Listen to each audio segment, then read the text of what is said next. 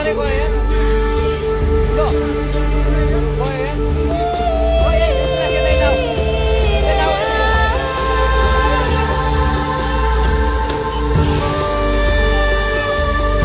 आमा बाबा यार बोल्दै गयो यार